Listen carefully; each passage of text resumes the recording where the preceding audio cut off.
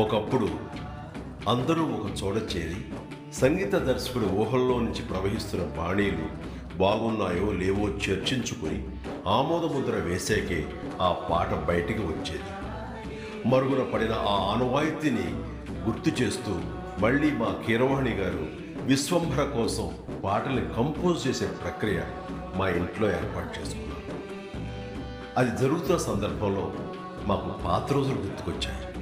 ఆపద్బాంధవుడు music compose చేసే సందర్భాన్ని గుర్తు చేసుకుంటూ ఆనాటి ఆ మధుర గీతాన్ని ఆయన ఆలపిస్తుంటే మనసు తీయని అనుభూతికి లోనైంది.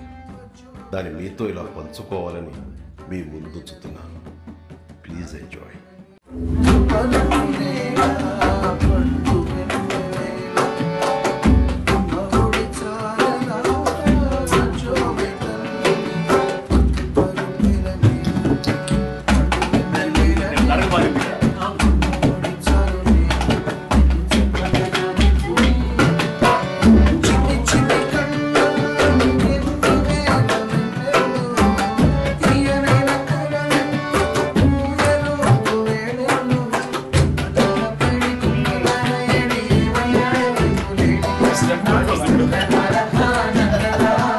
ఈరోజే జన్మించిన మా ఆస్కారుడు కీరవాణి గారికి హృదయపూర్వక జన్మదిన శుభాకాంక్షలు.